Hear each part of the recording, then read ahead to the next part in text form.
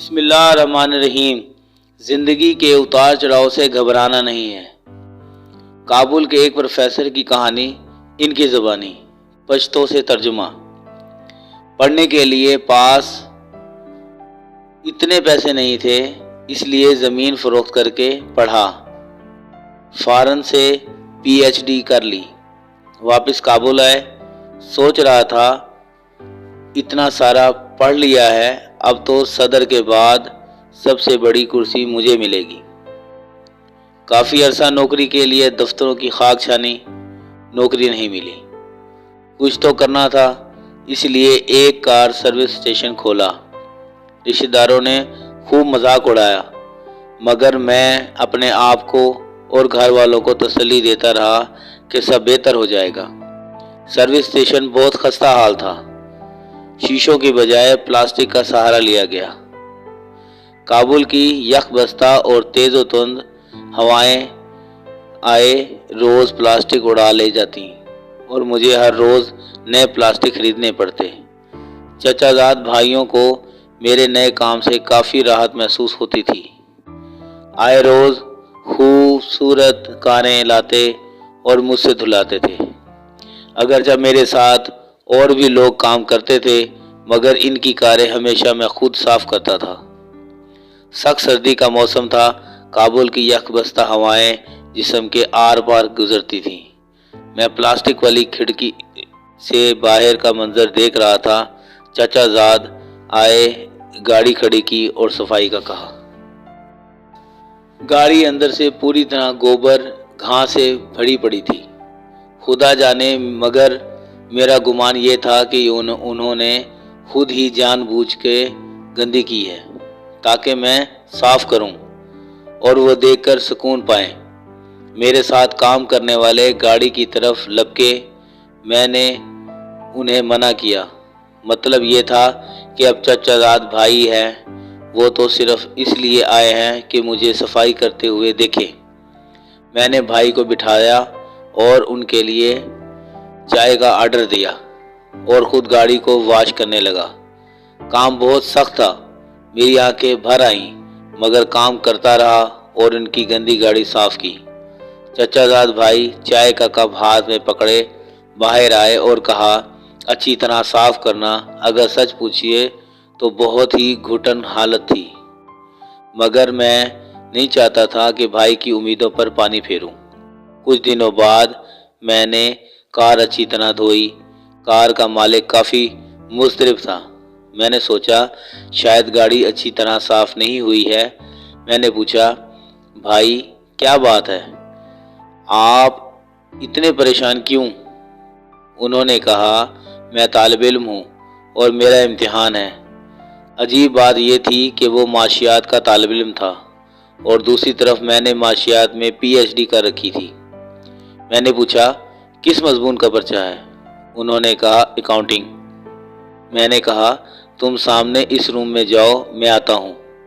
میں نے انہیں 6 ماہ کا سبق 15 منٹ میں سمجھا دیا۔ کہا، وہ گاڑی آپ نے دھوئی؟ میں نے کہا، ہاں جی، زندگی ہے، کام تو کرنا ہے۔ میں نے انہیں اپنی پڑھائی کے بارے میں بتایا۔ وہ حیران تھا۔ اب وہ ضد کرنے لگا کہ آپ کو میرے ساتھ چلنا ہوگا۔ ہماری یونیورسٹی کے وی سی میرے دوست ہیں، میں ان سے بات کرتا ہوں، وہ آپ کو ضرور نوکری دیں گے۔ میں ان کے ساتھ چلنے لگا تو انہوں نے میرے میلے کچیلے کپڑے دیکھ کر استفسار کیا، کوئی اور کپڑے نہیں ہیں آپ کے پاس؟ میں نے کہا، نہیں، مجھے پتہ ہے نوکری کسی نے دینی نہیں، یہ تو بس اب ضد کر رہے ہیں، اس لیے تمہارے ساتھ جانے لگا ہوں۔ گیلے کپڑے زیب تن کیے ہوئے میں وی سی آفس کے ایک کونے میں کھڑا ہو گیا۔ آفس میں قیمتی فرنیچر رکھا ہوا تھا، مگر میرا دل نہیں کر رہا تھا کہ اس پر بیٹھوں۔ وی سی مجھے مستری سمجھا۔ میں نے ایک کپڑا لیا، صوفے پر رکھا اور بیٹھ گیا۔ طالب علم نے میری کہانی انہیں سنائی۔ انہوں نے تمسخرانہ نظروں سے مجھے گھورا۔ جان چھڑانے کی خاطر انہوں نے کہا، تم ڈیمو کے لیے تیاری کرو، ہم تمہیں کال کریں گے۔ میں نے کہا میں ابھی ڈیمو کے لیے تیار ہوں۔ انہیں میرا یہ انداز اچھا نہیں لگا، مگر پھر بھی انہوں نے فون اٹھایا۔ سب ٹیچروں کو اس کلاس روم میں بلاؤ، کہو ڈیمو ہے۔ انہوں نے مجھے ایک مارکر پکڑایا، میں نے 2 مارکر اور مانگے۔ کلاس پوری طرح بھری تھی۔ میں نے سلام کیا۔ میرے کپڑے دیکھ کر تمام طلبہ مسکرا رہے تھے۔ حکم ہوا آپ ڈیمو شروع کریں۔ میں نے کہا کس موضوع پر لیکچر دوں؟ کہا آپ کی مرضی۔ میں نے معاشیات کے 10 موضوعات بورڈ پر لکھے۔ میری خوبصورت لکھائی بورڈ پر کافی بھلی دکھائی دے رہی تھی۔ میں نے کہا اس میں کون سے موضوع پر بات کروں؟ انہوں نے دوسرے نمبر والا ٹاپک چنا۔ میں نے اس موضوع کو مزید کلاسیفائی کیا، پھر ان کی طرف دیکھ کر کہا اب آپ ان میں سے کون سا مضمون ٹھیک رہے گا؟ پورا بورڈ بھر دیا۔ 2 ساتھ جوڑے ہوئے بورڈ بھر دی گئے۔ اچانک تالیاں بجنے لگیں۔ میں نے مڑ کر پیچھے دیکھا، پوری کلاس کھڑی تھی اور تالیاں بجا رہی تھی، اور ان کے سامنے میں میلے کپڑوں میں کھڑا تھا۔ وی سی نے کہا ہاں بھائی بتاؤ کتنی تنخواہ لوگے؟ اور مجھے نوکری مل گئی تھی۔ میں نے مشین کی طرح کام کیا۔ ماہ کے آخر میں مجھے یونیورسٹی بیسٹ ٹیچر کے ایوارڈ کے ساتھ اچھی خاصی تنخواہ ملی۔ سب سے زیادہ تنخواہ اس یونیورسٹی میں 50,000 افغانی تھی، پر مجھے 1,20,000 پر رکھ لیا گیا۔ اس کے بعد امریکہ یونیورسٹی، فنانس منسٹری، بین الاقوامی کانفرنسوں اور دنیا کی کئی یونیورسٹیوں میں کام کرنے کے مواقع ملے۔ میری سروس اسٹیشن کا 1 سال کانٹریکٹ ابھی ختم نہیں ہوا تھا اور میں نے 30 ممالک دیکھ لیے۔ میں آج بھی اپنے چچا زادوں کے ساتھ نیک برتاؤ کرتا ہوں۔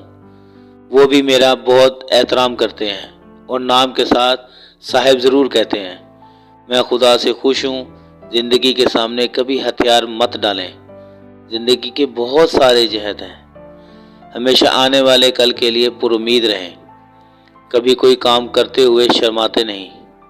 زندگی میں کوئی کام چھوٹا اور بڑا نہیں ہوتا، البتہ کام کے طریقے چھوٹے اور بڑے ضرور ہوتے ہیں۔ اگر کام چھوٹے بڑے ہوتے تو سرکار دو عالم، فخر دو عالم حضرت محمد صلی اللہ علیہ وآلہ وسلم احمد مجتبیٰ کبھی بکریاں نہ چراتے اور خود جھاڑو صفائی نہ فرماتے۔ اتھارٹی کا ایک لیول یہ ہوتا ہے کہ آپ وضاحت دینا چھوڑ دیتے ہیں، خاموش ہو جاتے ہیں، بحث نہیں کرتے۔ اگر کوئی آپ کو برا بھلا بھی کہہ دے تو یہ کہہ کر مسکرا کر آگے بڑھ جاتے ہیں کہ یس آئی ایم۔ اس کا مطلب یہ نہیں ہوتا کہ آپ سچ میں ویسے ہی ہوتے ہیں۔ فرق صرف یہ ہے کہ وہ بات آپ کے لیے اہمیت ہی نہیں رکھتی۔ گاڑی کے پیچھے کچھ فاصلے تک بھونکتا اور دوڑتا ہے۔ نہ یہ کتا آپ سے گاڑی چھیننا چاہتا ہے، نہ گاڑی میں بیٹھنا چاہتا ہے، اور نہ ہی اسے گاڑی چلانی آتی ہے، بس خواہ مخواہ بھونکنا اس کی عادت ہے۔ ایسے ہی زندگی کے سفر میں جب آپ اپنی منزل کی طرف رواں دواں ہوتے ہیں اور کچھ ایسی عادت کے لوگ بنا کسی مقصد کے آپ کی راہ میں رکاوٹ پیدا کرنے کی کوشش کرتے ہیں، اس لیے جب آپ اپنی منزل پر رواں دواں ہوں اور لوگ آپ کی راہ میں رکاوٹیں ڈالنے کی کوشش کریں تو ان سے الجھنے کی بجائے اپنی منزل کی طرف رواں دواں رہیں۔ آپ کو تلخ نہیں ہونا، آپ کو بدلہ لینے والا نہیں بننا، آپ کو چالے چلنے والا، جال بچھانے والا بھی نہیں بننا۔ آپ کو ایسا بھی نہیں ہونا کہ آپ شاطر کہلائیں، اور ایسا بھی نہیں کرنا کہ آپ گڑھے کھودیں۔ ہم ہیں اور دل پر ہیں اور روح پر ہیں، لیکن ان کے لیے مریم بدلہ لے کر تیار نہ کریں۔ مرہم آسمانی ہی اچھے ہوتے ہیں، مرہم رحمانی ہی شفا دیتے ہیں۔ چھوڑ دیں جو ہوا، جانے دیں جس نے جو کیا، اپنے پیچھے دروازے بند کر کے آگے بڑھ جائیں۔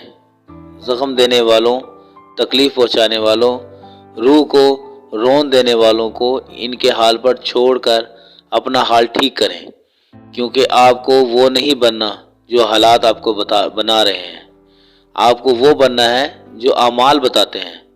رب کا بندہ، بندہ مومن، انسان۔ جزاک اللہ الخیر۔